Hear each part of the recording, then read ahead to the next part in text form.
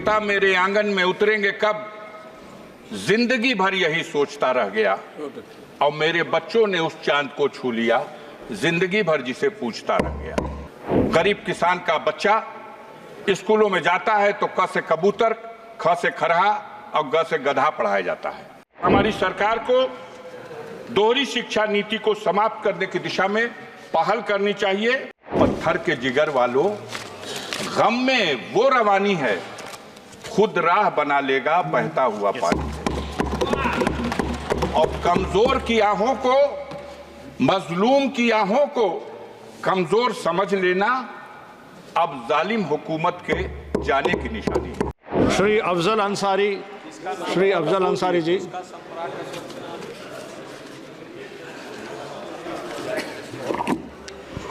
धन्यवाद। माननीय पीठासीन अध्यक्ष जी, आपने हमको वर्ष 2024-25 के लिए शिक्षा मंत्रालय के बजट में अनुदानों की मांगों पर चर्चा में भाग लेने का अवसर प्रदान किया। मैं इसके लिए आपका आभारी हूं।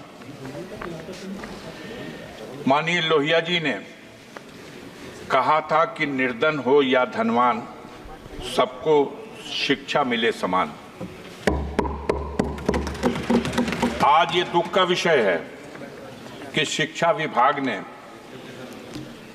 अनुदानों के लिए जो अपने बजट में प्राविधान किया है, उसमें यह अफसोसनाक स्थिति है कि SC, ST और OBC के लिए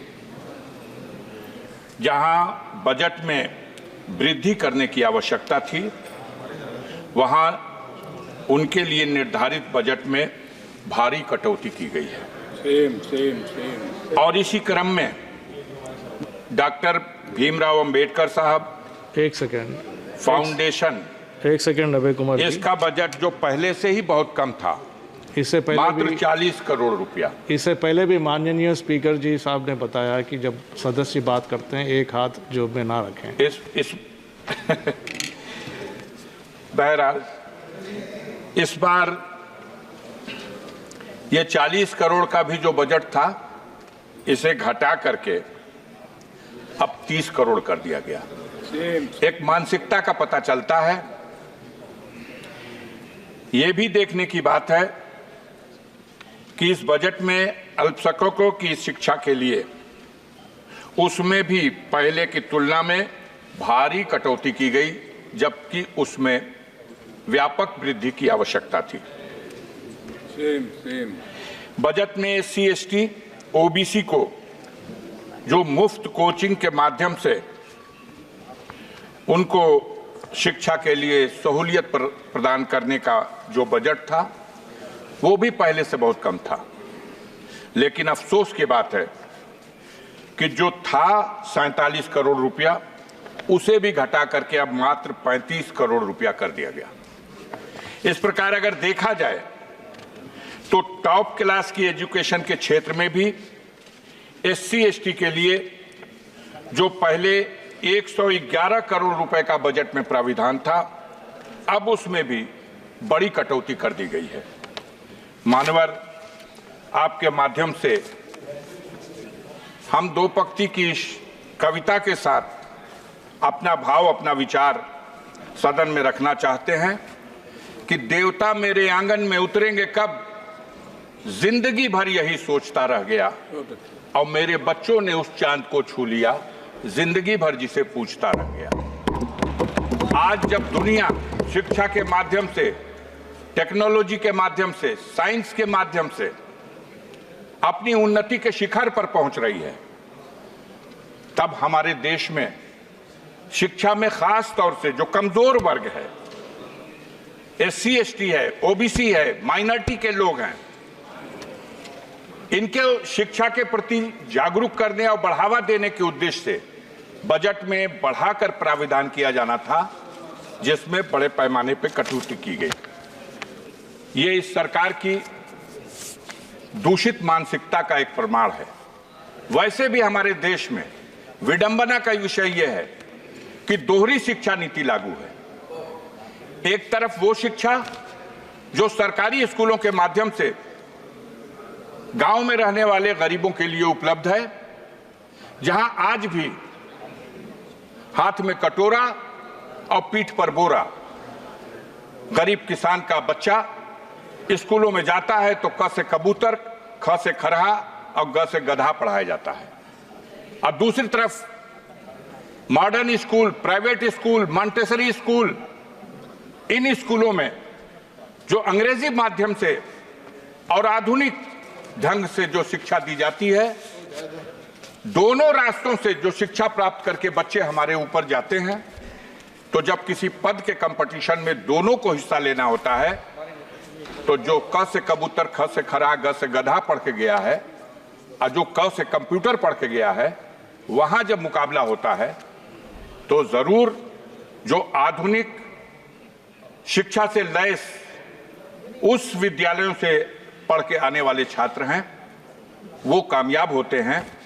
और सरकार की तरफ से जो अपने देश की जनता के लिए, गरीबों के लिए, मजदूरों के लिए, गांव में रहने वाले लोगों के लिए जो शिक्षा का प्रबंध है, उस शिक्षा को ग्रहण करके जो लोग ऊपर पहुंचते हैं तो उनकी बुनियाद कमजोर हो जाती है। देखने की बात है कि ऐसी स्थिति में सबसे जरूरी था कि हम दोहरी शिक्षा नीति को कैसे समाप्त करें, कैसे संतुलन बनाएं। जो प्राइवेट स्कूलों की शिक्षा है वो इतनी महंगी है कि एक गरीब आदमी तो अफोर्ड कर ही नहीं सकता, एक मध्यम वर्ग का आदमी भी उनके बच्चों को 2 में, 3 में, 4 में, 5 में पढ़ने के लिए 2,000 रुपया महीना, 5,000 रुपया महीना, 4,000 रुपया महीना, और बड़ी ऊंची शिक्षा ग्रहण करने के लिए तो कोई साधारण किसान, कोई गरीब, कोई गांव का आदमी अगर अपनी हैसियत को भी बेच दे तो वो अपने बच्चों को डॉक्टर नहीं बना सकता, अपने बच्चों को उस तरह की शिक्षा नहीं दे सकता जो उसके लिए एक सपना है। मानवर, आपके माध्यम से इस सदन में हम आपसे ये अनुरोध करना चाहते हैं कि हमारी सरकार को दोहरी शिक्षा नीति को समाप्त करने की दिशा में पहल करनी चाहिए।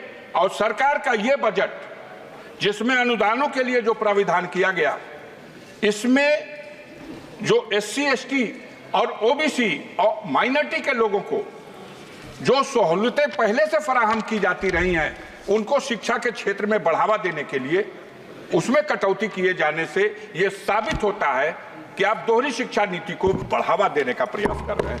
मैं इस अवसर पर श्रीमान जी आपके माध्यम से एक बात और कविता के रूप में आपके अपने भाव को इस रूप में रखना चाहता हूं। अभी बात नहीं समझ में आ रही, अभी बोल रहे थे एक सज्जन, तो वो 1 मिनट में शिक्षा की बात कर रहे थे और दूसरी तरफ सागर में चले जा रहे थे। तो सागर और शिक्षा बात समझ में नहीं आ रही। मैं आपके माध्यम से कहना चाहता हूं कि पत्थर के जिगर वालों, गम में वो रवानी है, खुद राह बना लेगा बहता हुआ पानी। और कमजोर की आहों को, मजलूम की आहों को कमजोर समझ लेना अब जालिम हुकूमत के जाने की निशानी है।